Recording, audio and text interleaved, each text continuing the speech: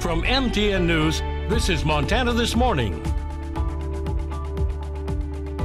Good morning, I'm John Shearer, right next to the Roosevelt Arch here in Yellowstone National Park with... I'm Jane McDonald, and we're going to be discussing all about the bison migration, the harsh winter, and some reaction that some local residents have, as well as talking with some tribal members about the Beatty Gulch Bison Hunt. I'm Jolisa Lee. Here in Emmett Bridge used to stand until it was washed away by floodwaters from the Yellowstone. But I'll tell you about plans in the works to rebuild it. Mother Nature topping our news here on this Thursday. Chet Lane and Matt Ello with you here. Mother Nature showing us we're still in southwest Montana. Pretty cold out there. In fact, dangerously cold for our friends in the mining city, West Yellowstone. It's dangerous all the way around. Yeah, a lot of areas around the 0-degree mark. Just a light wind could make a huge difference. I think it's positive that we don't have a ton of wind. For sure. Could be worse. I'm going to be stepping outside here in a few minutes. We'll find out here, Temperatures this morning sitting at 10 below in Butte. We've had 20 below in West Yellowstone this morning. Luckily, the wind isn't a big issue. We've got clear skies. Beautiful but cold, brisk start to the day. You can see the flags waving there in the background. Temperatures expected to be into the mid-20s today. We are setting the stage for a slight warm-up as we get closer to the weekend, but an active weather pattern into next week. We're talking snow and maybe a lot of it. I'll break it all down for you in just a little bit. Yeah, you were talking about those dangerous conditions. Matt, our top story this half hour takes us back to Gardner. Jane McDonald, John Shearer live this morning at the Roosevelt Arch.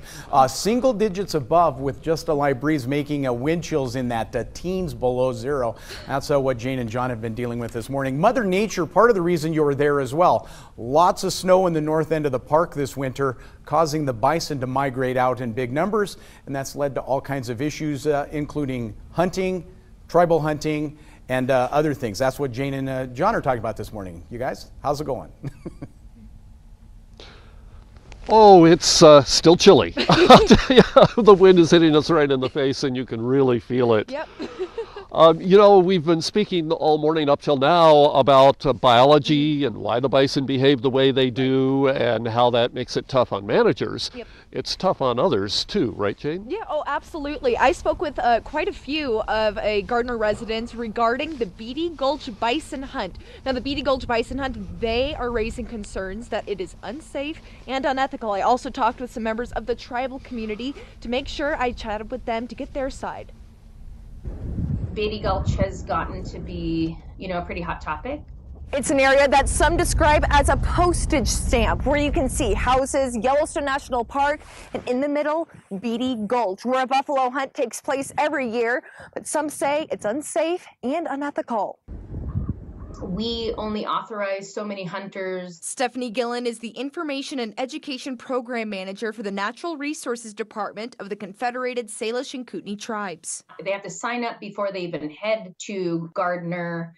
There's only, so many hunters through each organization allowed there. Game wardens have to be on site with them as well. They have to check in the morning. There's so much safety that goes around Beatty Gulch. Stephanie has also been a tribal wildlife biologist for just over 2 decades and notes the importance of the bison hunt to the tribes and to her family. Generation-wise, my grandmother was in her 90s when I harvested my first bison, and so I called her. And I literally just shot my bison, and I, wanted to leave an offering, to thank that bison for giving its life for me and my family, and asked her, what should I do? And so she told me, and I did that. Stephanie says the impact to herself and her family is huge, but she did note she has not harvested in Beatty Gulch. Coming from a tribal member hunter, I've harvested 2 in Gardner area, but not in Beatty Gulch. I refuse to hunt there. She describes a firing line that has formed in the area. A lawyer for the Confederated Salish and Kootenai Tribes was also on the call with me and Stephanie and said that he doesn't think the position of the CSKT is deeming the Beatty Gulch bison hunt as completely unsafe and dangerous. He says with any hunting activity, safety is important, and he and Stephanie say that organization, space, and time is key. Now, hunting a bison in the Beatty Gulch area is not just for the tribes, it's for state hunters too. This season, FWP gave out 85 bison tags, 40 of which are for the Gardner area. Looking from one side of Old Yellowstone Trail south to the other, you see homes dot the landscape. One of those homes belongs to Bonnie Lynn. Even putting up my no trespassing sign, I went to hammer it in and the bullets were flying, and there was one bullet of 3 bullets that came my direction, and one killed a bison from me, maybe how many feet is that, 10 feet away, 12 feet away? But everyone asks, oh, are you against hunting? I say no. I taught my children to hunt. I'm not against hunting. I'm not against treaty rights. What is a hunt? In Bonnie's eyes, a hunt is a fair chase, and notes that the bison in the gulch are coming from the park and may not see people as a threat. She also adds that she believes the hunting that goes on here is simply not safe. Sandy Monville is a volunteer with Yellowstone Voices, an organization aimed at preserving and protecting wildlife in and around Yellowstone National Park. And the 2 takeaways she wants to impart: I think safety out here is huge.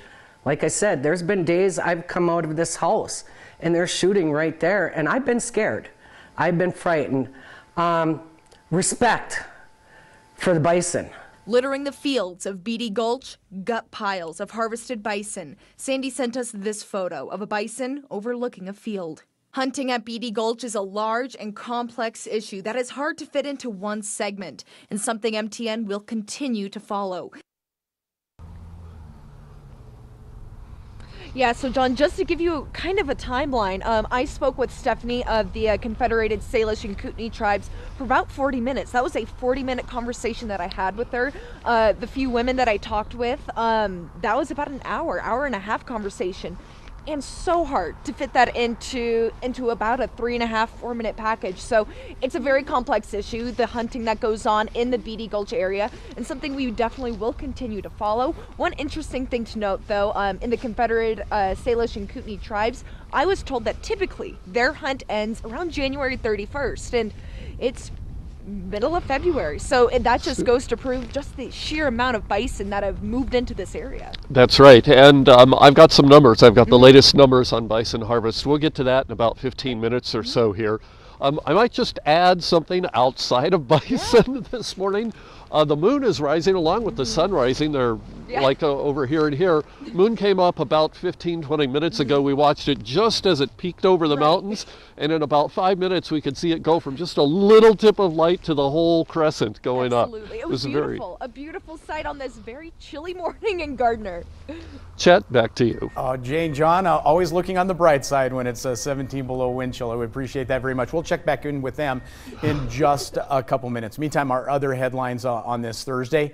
Many people were impacted in June when the historic Carbella Bridge off Tom Minor Creek Road in Park County completely washed away by the flooding of the Yellowstone River. MTN's Jolie Salee tells us about plans for a new bridge. I'm here in Emigrant where the historic Carbella Bridge stood since the 1900s. That was until it was washed away by floodwaters from the Yellowstone. But now there are plans in the works to rebuild it.